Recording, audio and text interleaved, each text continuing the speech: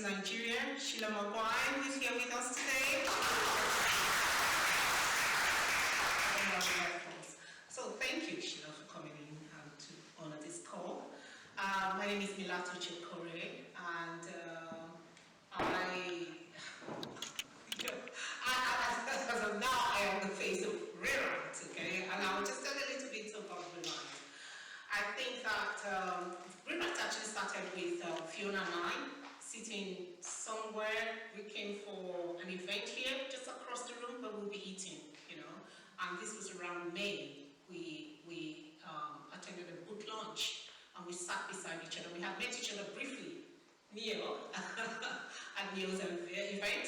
And we met each other just across the room, and she made space for me to sit next to her, and I sat next to her, and we got talking. And she said, "Oh, I have some young people, that are over the summer that I don't know. It'd be nice if I can do some, just do some poetry workshop with them." I said, "Oh, I actually do have some young people as well, and this is something I've been thinking about for a really long time. Wouldn't it be nice if we do?" And they're like, "Oh yeah, we know people." And then we talked about people we know we have in common, I guess. And that was it. And when I went home, I spoke to one or two people, and there was a promise of money that could come in, funds for us to run a workshop over the summer. And I said to Fiona, I got her number, and I said, "Oh, I think we're on." But then that didn't work out.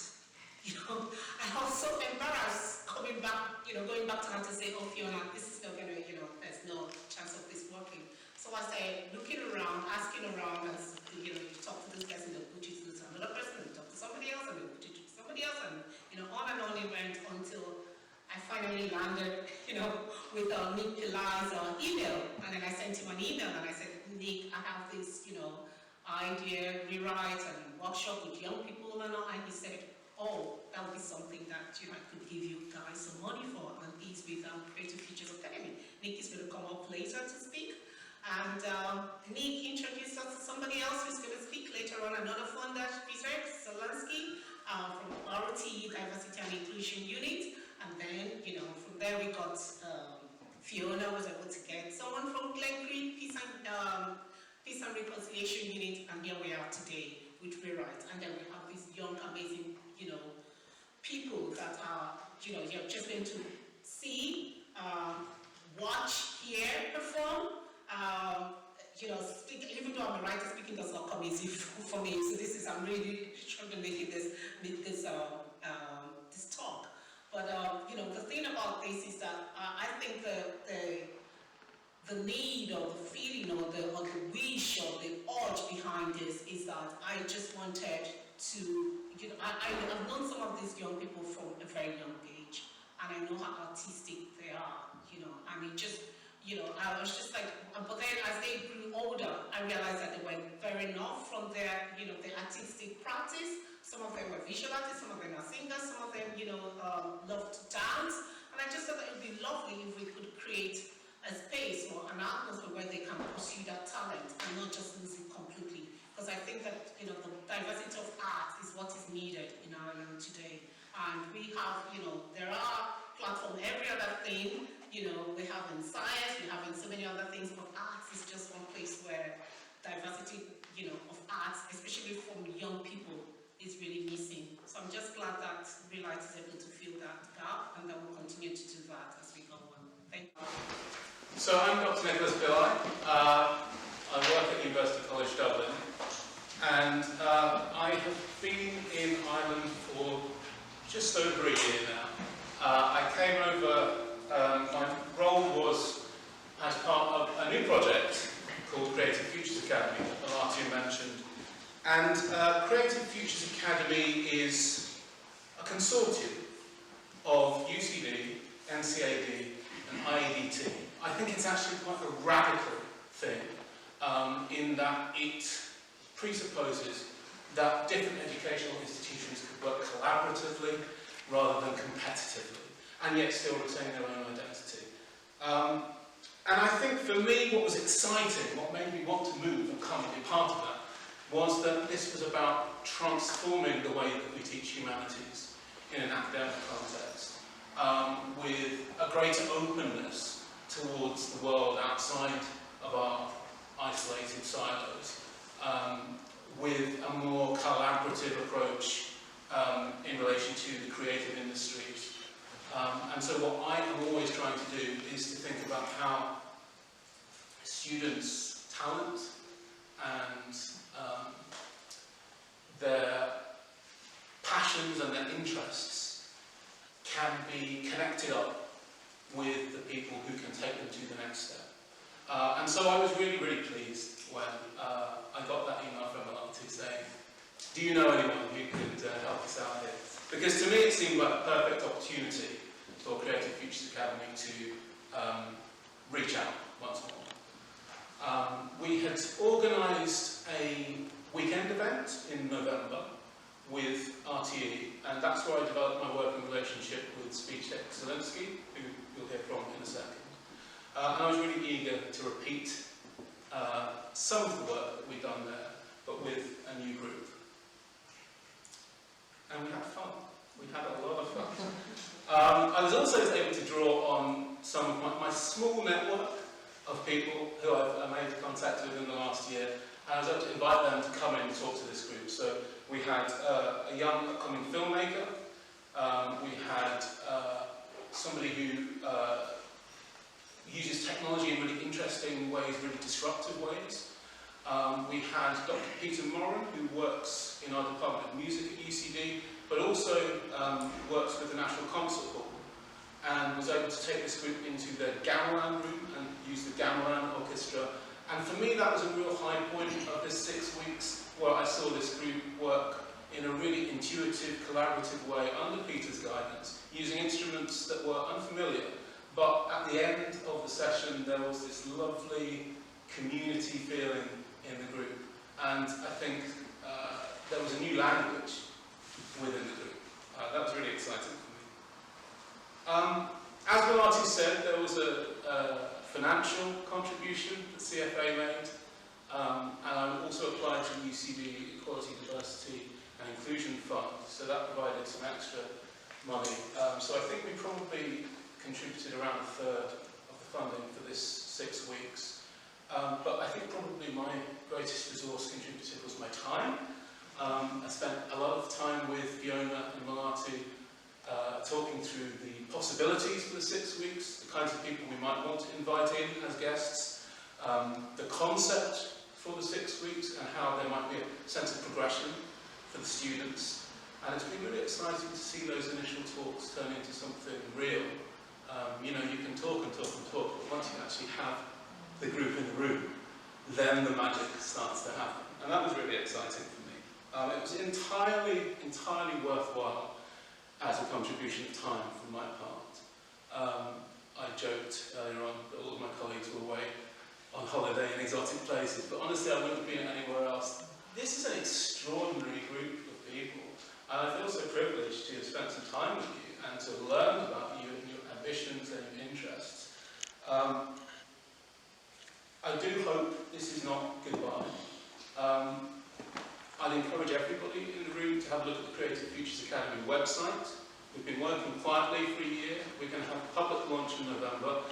And if you sign up to the newsletter, you'll be informed of not just free events that we're running, but also some scholarships that are coming down the line for CFA courses and for professional certificates. So there's opportunities there that I'd really love for you to take up.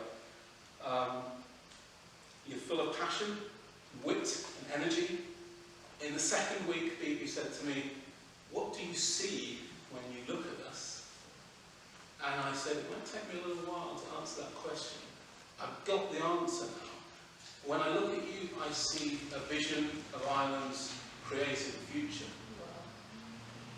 It's been really nice to get a glimpse of that, so thank you. My name is Zbigniew Zielinski and I look after diversity and inclusion for RTE, which is, as you know, Ireland's public broadcaster.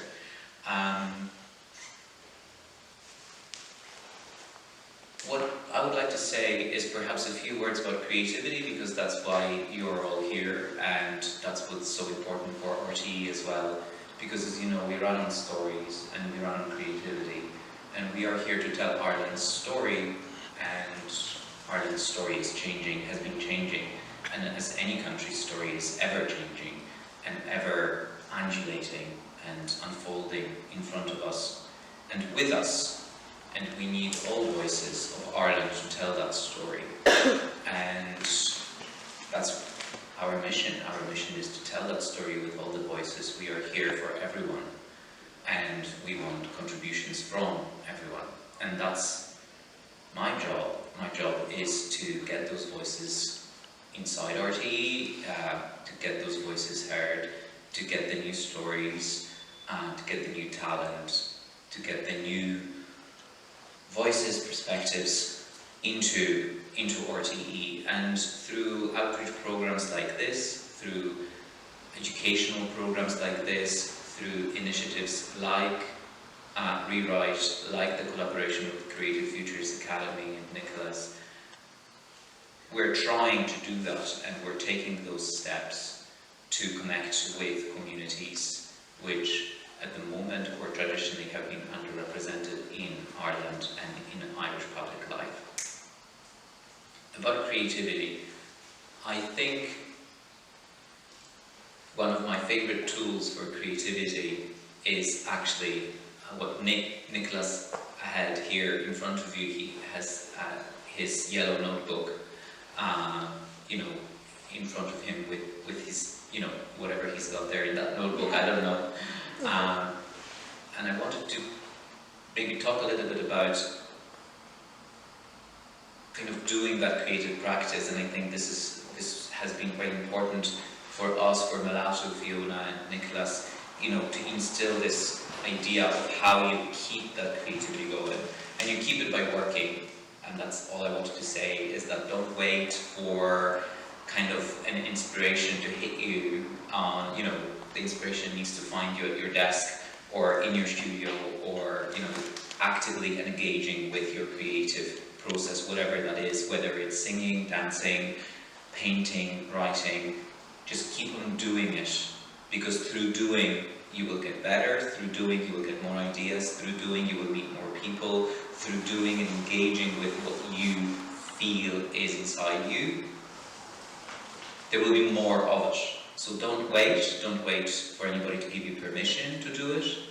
Don't wait for inspiration to strike, because I think it's more important to just engage with it every single day. So try to carve out 15 minutes every day to do that, to open that notebook, to open your computer, to record something on your phone, to record a new song, to record a new line.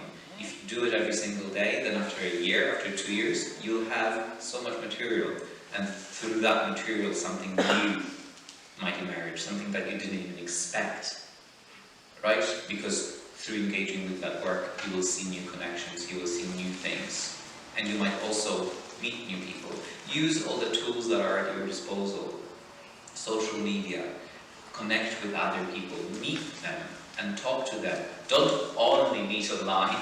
Try to create something sort of outside, and talk to different people and try to go out of your comfort zone every single time. If you feel that something is comfortable, just get uncomfortable. Have uncomfortable conversations. Be in uncomfortable situations, because through that lack of comfort, you will grow. And I think creativity only comes from growth. Growth is so important for creativity, because if you stay with what you're doing well now, you will never get to that next level, right? And yes, as Nicholas said, stay in touch, but I think more than staying in touch with me, stay in touch with one another, right? Create this group, almost like an organism or like a second brain, right? And consult it. When you feel like you don't have an answer, try to consult the brain, right? Because your peers, your similar ages, you might have similar experiences, life experience, or because you're connected by your youth, right? So that's why I'm saying stay in touch more with yourself rather than me, because I am that much older and I might not be able to help you as much. But of course, I am here as a resource and as that connector between you and Ireland's public broadcaster, RT, right? You've been to RT, you've seen the buildings, you met the people, you spoke to the people, you saw what different jobs are available there, from craft jobs to all of the jobs are creative, but from craft jobs to content jobs in radio, TV, online, soap operas, dramas, etc., etc., etc. All these jobs are open to everyone. Keep checking RT.ie for vacancies. Keep looking for information about possible internships or apprenticeships, and keep connecting with us and keep asking questions of how you can get involved, whether you can get involved, how you can add to that story that we're all telling. So thank you very much. It's been a pleasure, and I'm so looking forward to seeing everybody perform. I would now like to introduce the first performance. I just want to let you all know that these are not, these are short pieces that the young people have been working on for the past 6 weeks. They are snapshots of work in progress. So they're absolutely amazing and very insightful. So I hope you'll all enjoy them as much as I have. And all I have to say on the whole subject, everything Speechek said, everything Nick said, everything Malatu said, and just love, love, love. You guys are amazing, and it's been an honour and the best way to spend the summer. So I will now introduce Daniel and Candice, and they will give you a piece of drama. Thank you.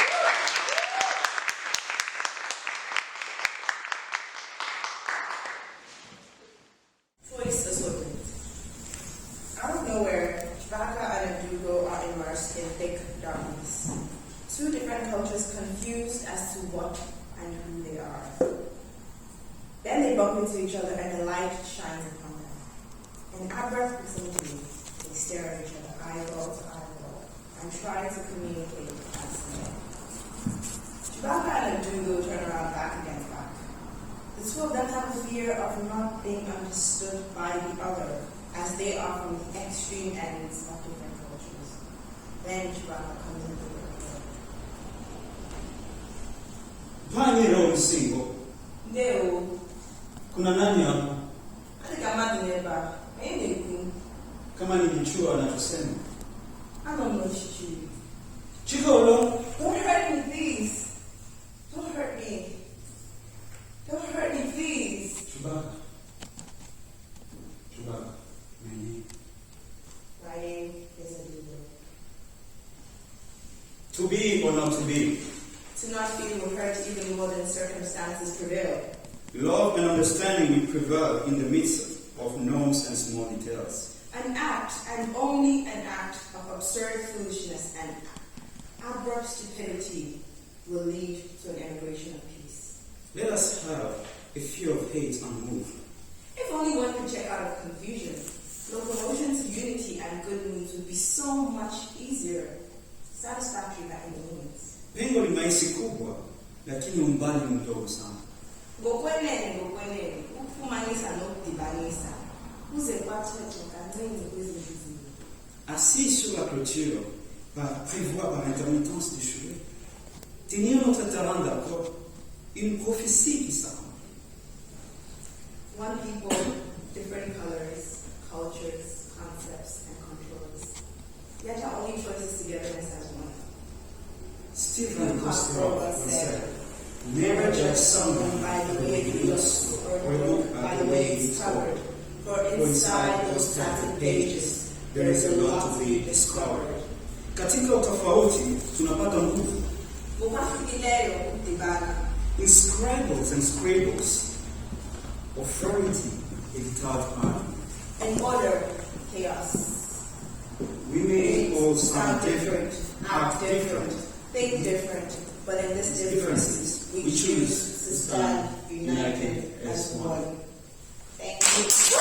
So I'll play the piano, and I just want to give free context to what we're playing. So what we're playing, I named it Small Melody. For a while now, I've had interest in music, but I've seen it as a hobby and something I'd like to chase seriously. So over the past few weeks, I just said, let me just give it a shot if it's the only chance to get. So I chose to start a piece, work on it, and someone call it finished, and so next to play now is just my first ever piano composition. So hope you like it.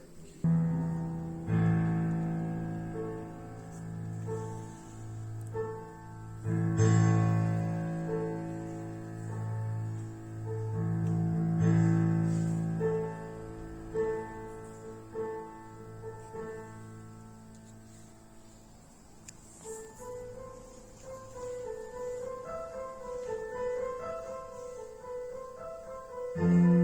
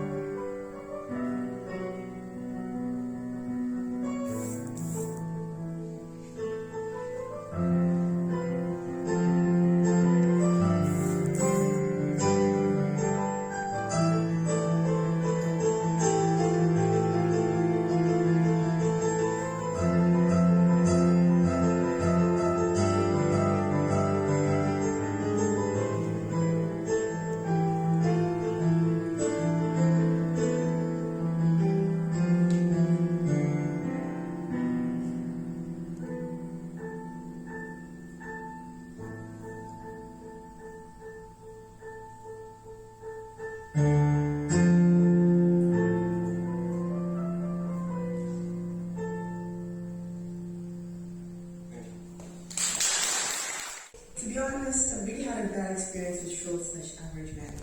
I remember quite vividly hearing this unquote statement from somewhere. Frankly, I would say I appreciate this very special person in my life.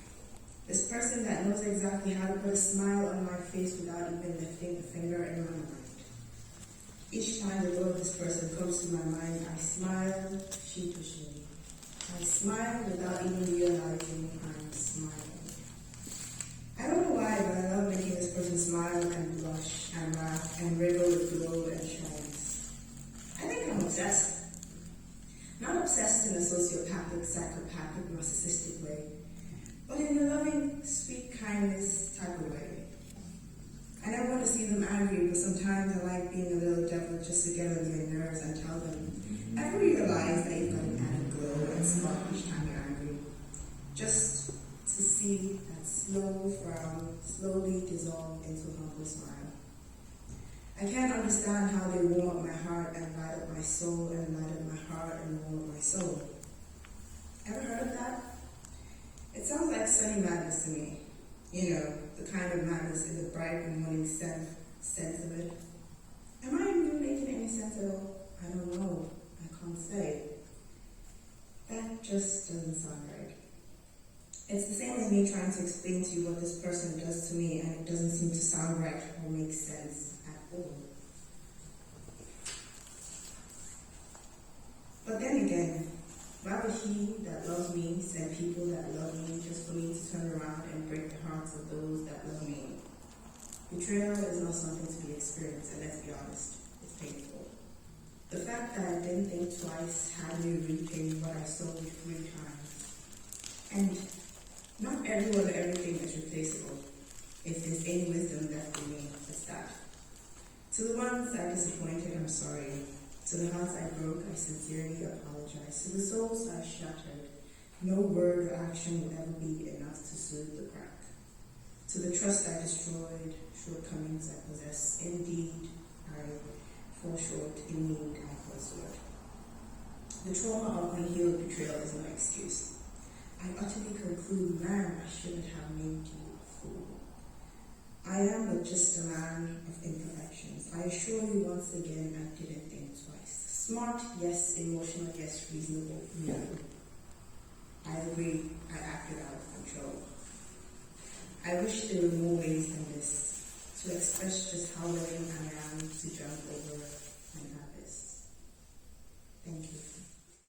My song is titled On a Journey, and it talks about life and the fact that we are on the road to somewhere and the importance of having focus and, of course, enjoying the tidbits on the way, but still knowing that you have somewhere to go and focusing on that. Thank you. I'm heading somewhere, have to be steady. I'm on a journey, but it is temporary. I'm heading somewhere, have to be steady. I'm on a journey, but it is temporary. I count it all joy through countless strives, 'cause in this world life on that it thrives. Oh, but glory and awaits me. I cannot be distracted by the pleasures on the way. I count it all joy through countless strives, 'cause in this world life on that it thrives. Oh, but glory and awaits me. I cannot be distracted by the pleasures on the way. I'm heading somewhere, have to be steady. I'm on a journey, but it is temporary. I count it all joy through countless strives, 'cause in this world life on death it thrives. Oh, but glory and awaits me. I cannot be distracted by the pleasures on the way. My work has an objective, my journey a destination, ministry, mission. I'm focused all the way. My work has an objective, my journey a destination, ministry, mission. Oh, my work has an objective, my journey a ministry, mission. I'm focused all the way. My work has an objective, my journey and destination, ministry. Oh, I count it all joy through countless stripes. Can see this world life from death in the rise. Oh, what a glory and awaits me. I cannot be distracted by the pleasures on the way. I count it all joy through countless stripes.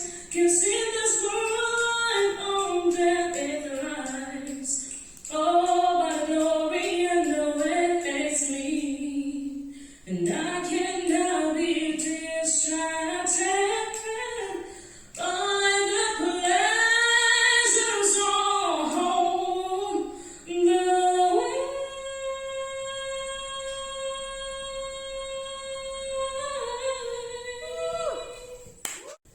Whether you like it or not, the image you have of your body reflects your thoughts, your feelings, your self-esteem, your self-confidence, and your self-acceptance. Positive or negative, it is essentially your perception of the aesthetics and sexual attractiveness of your body.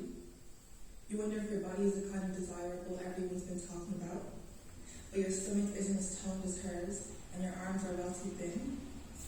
Head at an angle, and stomach sucked in as far as possible, you poke and prod at the imperfect outline of what is yours.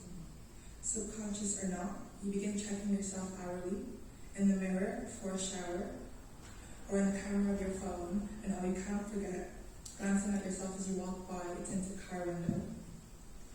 Others label you as self-obsessed and vain. They call it self-love, but fail to understand that your infatuation with the mirror is not a result of self-love, but from constantly wishing you looked like someone else. So you decide to join the gym. You tell yourself to be consistent and take it seriously. You fail. You read that calorie deficits and dieting alongside working out provide the best results. So you begin reciting numbers at the back of these packages as if you're studying for a test.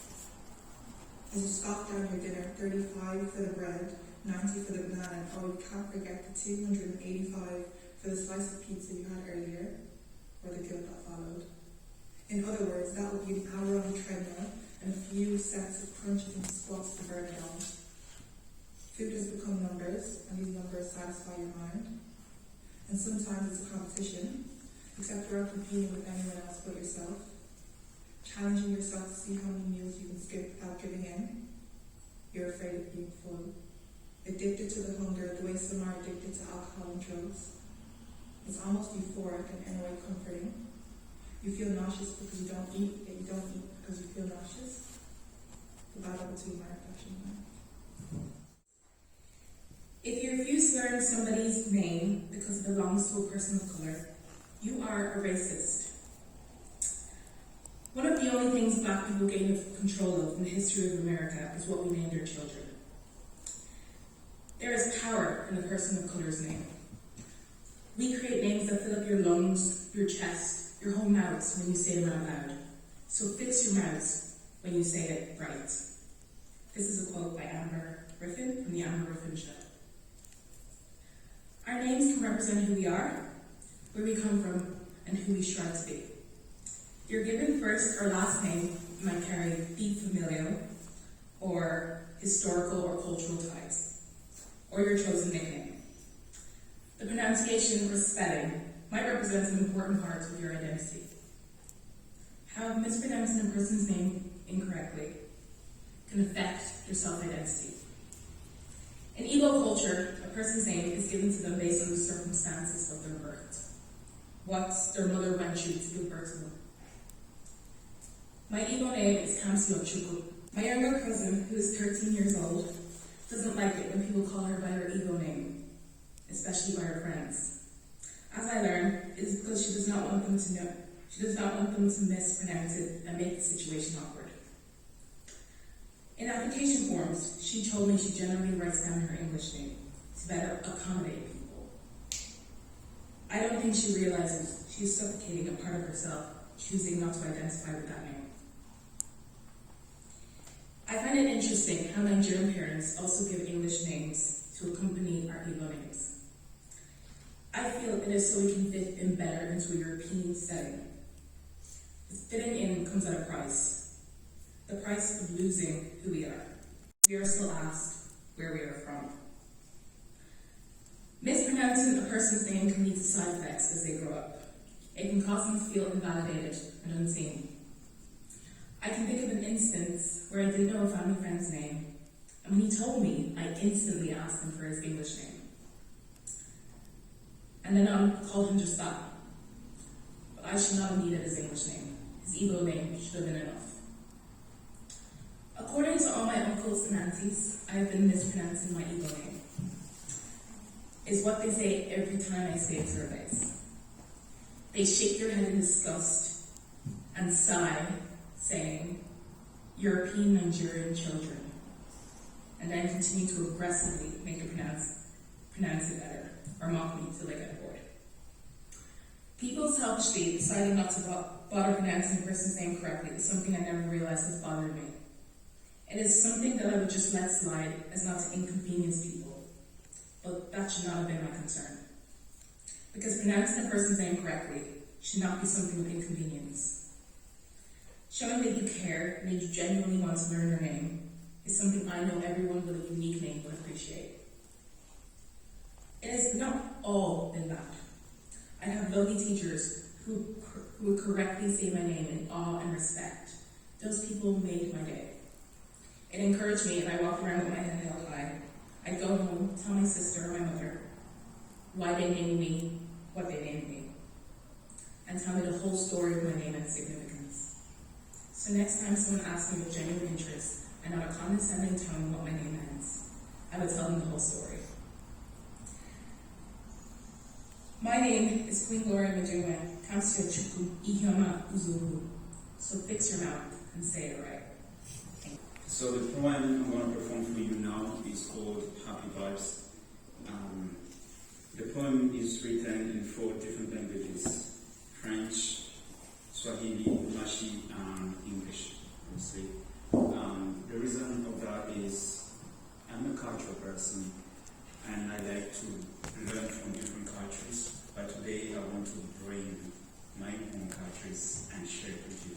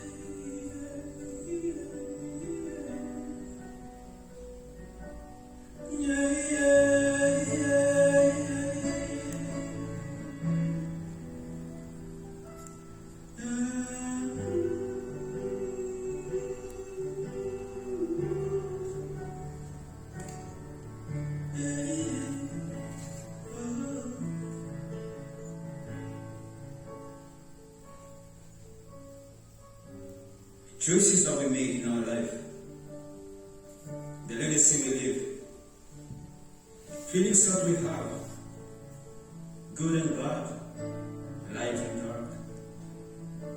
Simultanément, l'humanité crée et détruit. Can someone make a difference? Will the bad side prevail? Is there any hope? Tukimia maswali mazito kama haya. I remember when I was a child, after school, my pleasure was to play with my friends outside. Yes, a beautiful moment to shine and have fun. Na kutembea na wale walio wako. Even if sometimes I was punished.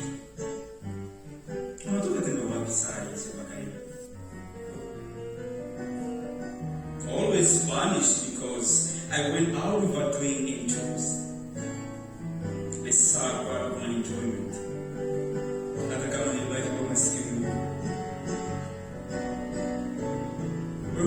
parents wrong punishing me. I think each moment of my life, I feel grateful. Grateful for the situation which made the Mulume I am now.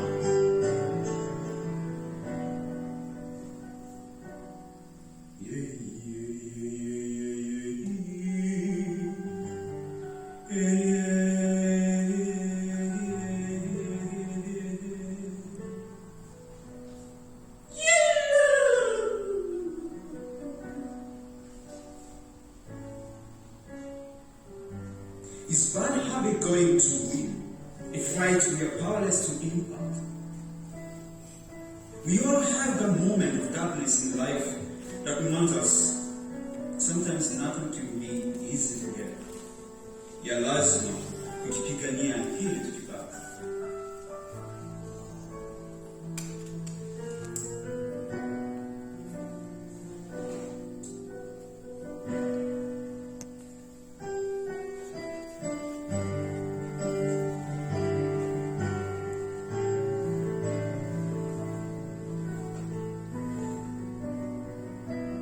And when we talk about love, I mean the real one, we become powerful, especially when we have true friendships. Every single day, we're just living and time is moving. It gives the impression that we are breathing at the same time.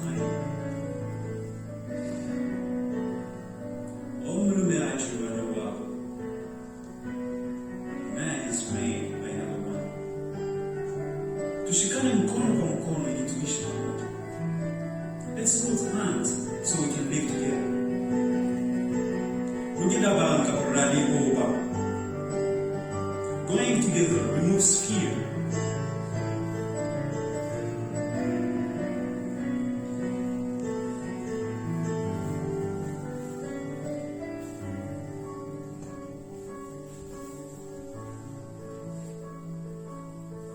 Tutashinda mavita, tutaleta amani. Sisi wana wa dunia, sisi wana wa dunia. Tutashinda mavita, tutaleta amani. Sisi wana wa dunia.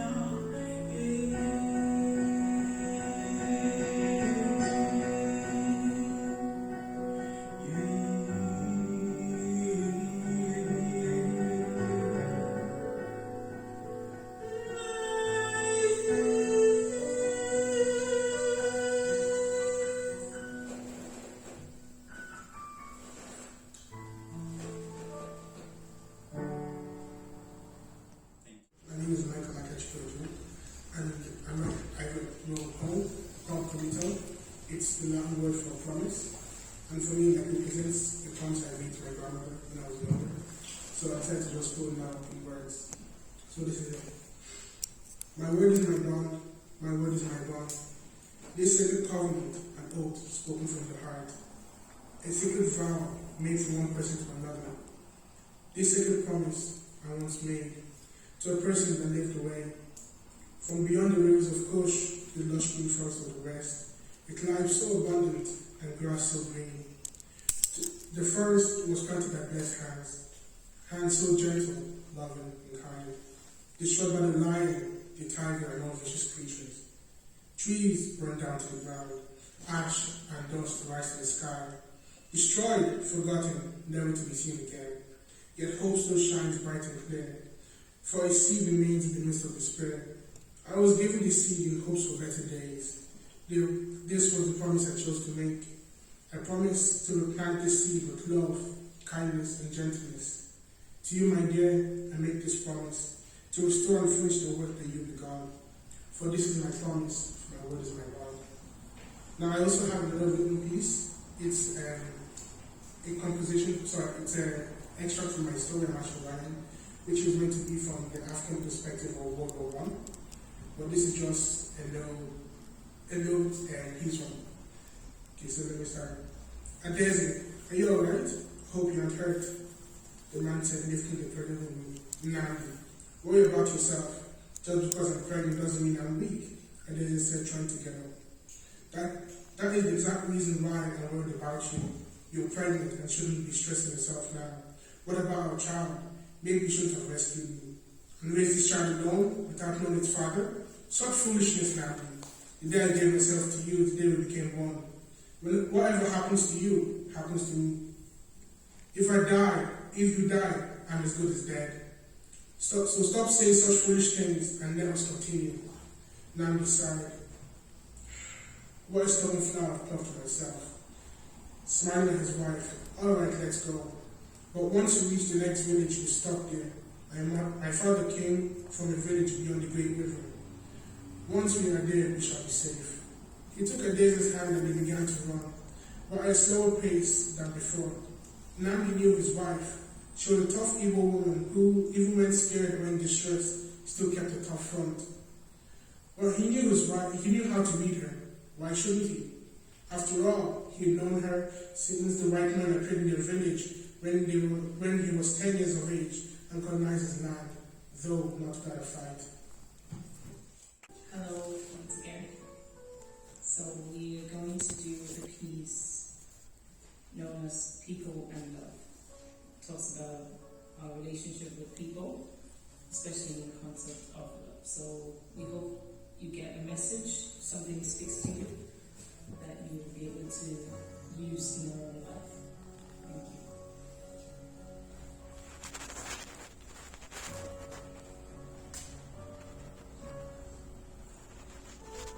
It is here. Now it's gone. He, she, they, you. Oh, so unbearable. How come? How did we get here? How is this possible? Can't. No. Death. Evil death. Oh Lord. Help! Help me, Lord. Too much rise and fall. I don't know what to say. Did they send you to me? Favor. Should I just rest for you to live my life for me? How did I get here? What did I do wrong?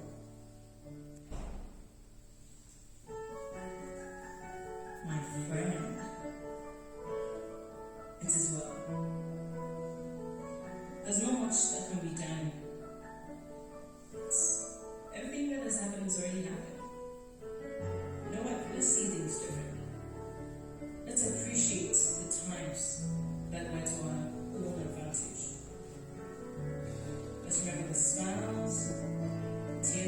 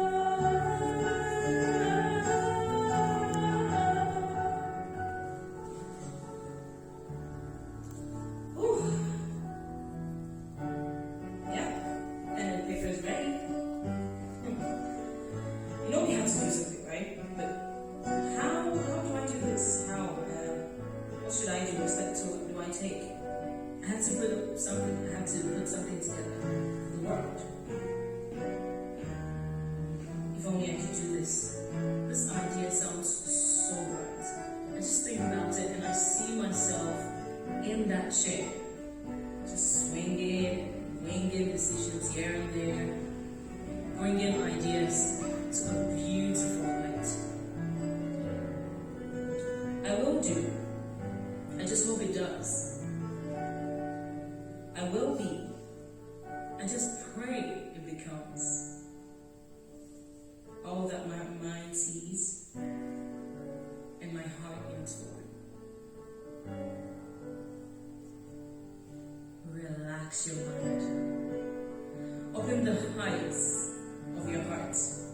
See and bring to life what you see. The heavens and the earth, they are here for your advantage. They're here to guide you every step of the way. Just believe. Just receive.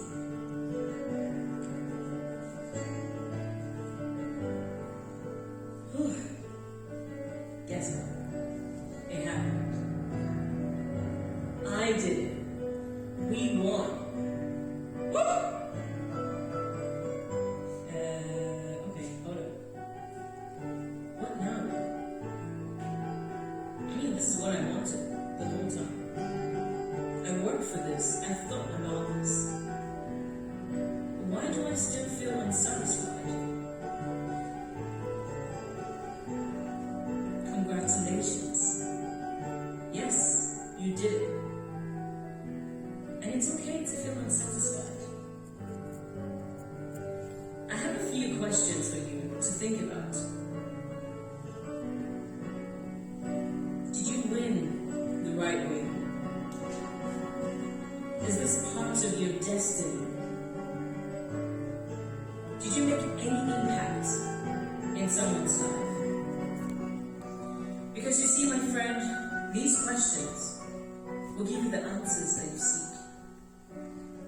To say that truly, I am fulfilled. And in all this, there's a chief commanding officer who does not mess with his job. I can tell you that for free. Love. Love. And it's love. In life, we fit into each other like a puzzle. And I have a few requests, if you don't mind. When you see me cry, cry with me.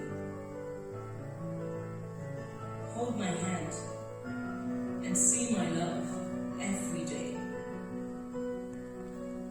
Help me when you can. When you check your Google Maps, 0.2 kilometers and 1,265 miles. Distance. It has no opinion as to how much I care.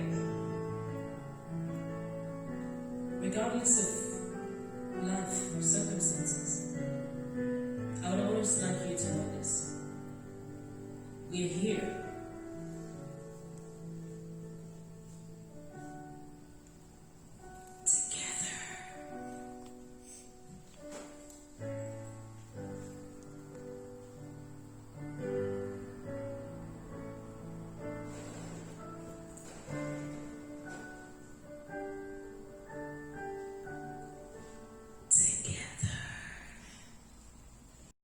To tell a story of toxic relationships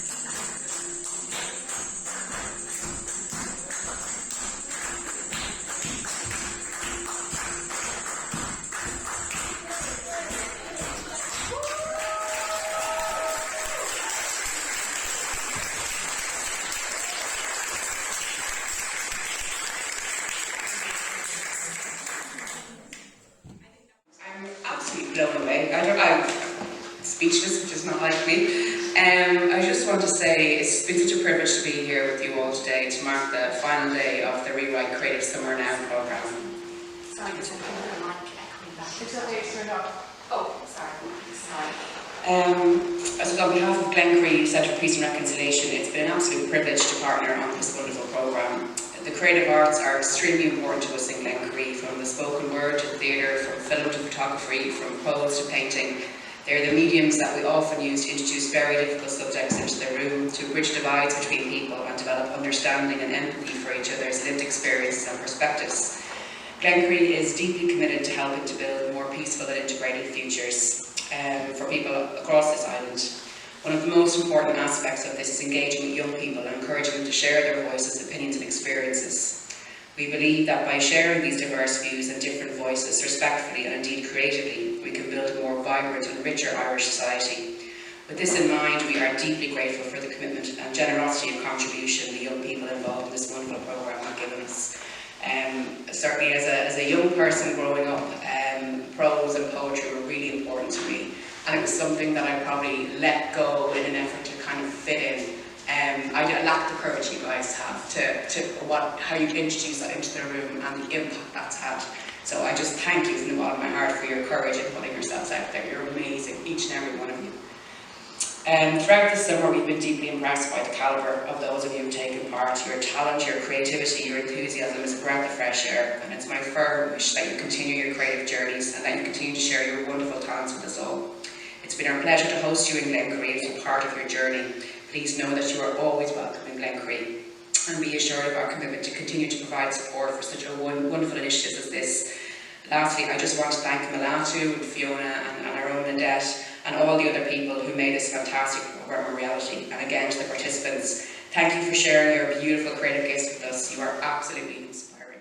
Beautiful, beautiful, wonderful people. You don't understand how incredible you are. Thank you for sharing the gift that you have. I grew up in the Midlands in Tullamore, County Offaly. I remember being only the first black kid in my school in the tech. It took me a while to get comfortable with even singing or having my own voice. And my experience and journey so far is always kind of like just me pushing past the fear. Not necessarily even like me knowing what I'm doing. It's just me doing what my heart needs.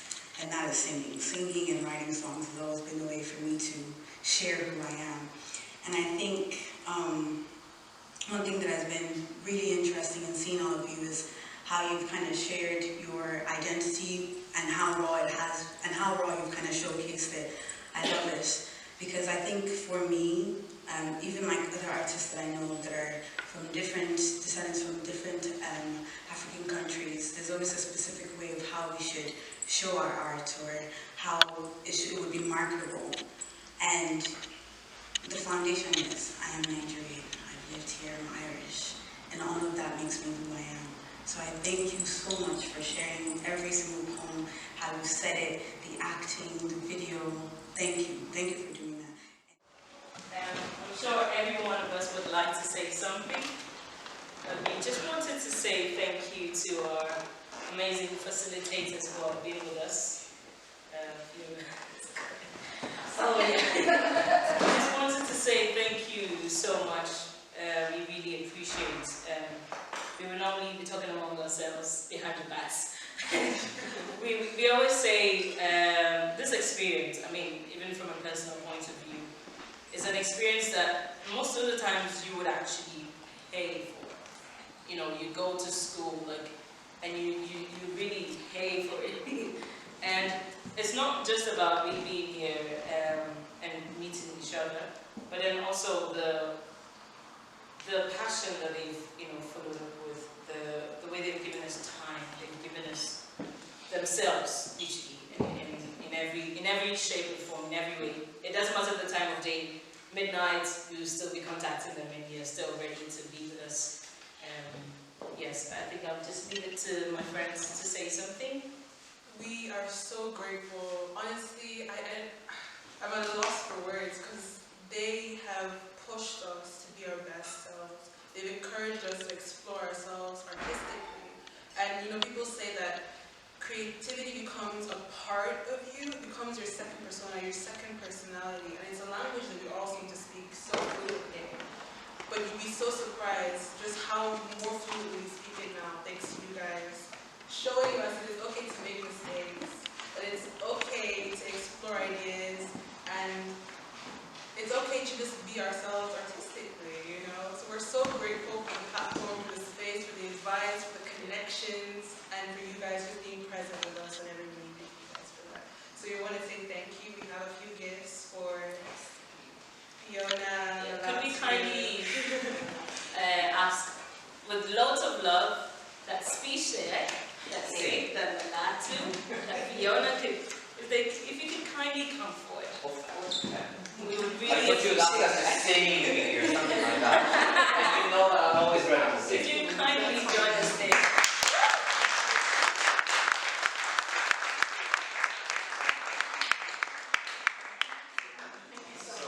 We just want to say thank you.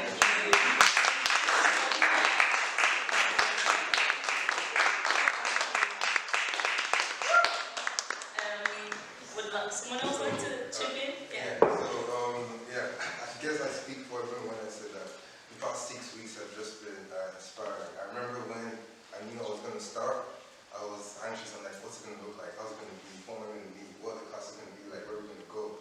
I had questions and questions and questions. But on the first day, we got talking, we knew everyone. In fact, someone asked, do you know each other? Are you a group? Because of how we are connected, it felt somewhat natural, like one might say, even if it was the first meeting. The activities we did together over the past 6 weeks have kind of built, dare I say, a bond, in a sense, a bond that kind of helps each of our creativity, because one thing is to be creative on your own, another thing is to have people in the same field who have done it before, who can actually help you. So, personally for me, like I said, this is something I wanted to do for a while, but I've just been giving myself the excuse. But seeing my peers push themselves, seeing other people giving their time and energy, seeing people actually being committed to what they do, just kind of drove me like, okay, I have no choice but to actually, chase what I want down. So thank you to my peers for the motivation, encouragement. Thank you to teachers for actually, the time basically, it's just time. It's like the amount of time we spent, the amount of questions we had, the discussions, everything just built for the moment. So just thank you all. Thank you very much.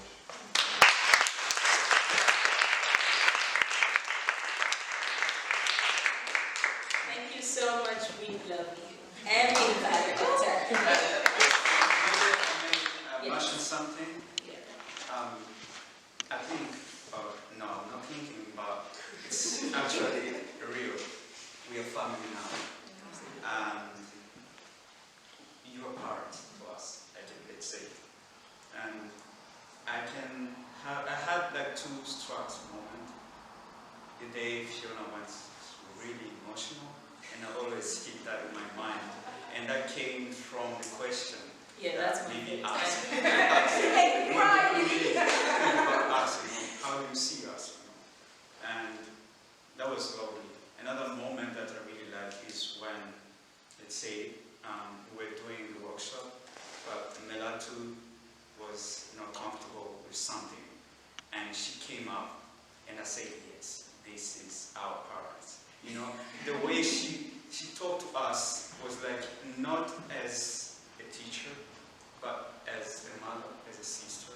And I felt it in me, and I said, this is not a job, because they gave their time, they have a passion for that. They want to see us somewhere. And I would just say thank you on behalf of the group. Thank you.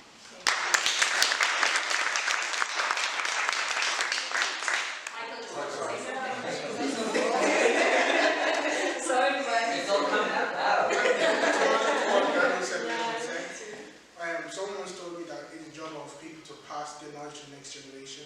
You guys have passed your knowledge to us, and we will do our best to pass the knowledge you've given us to the next generation after us. Absolutely.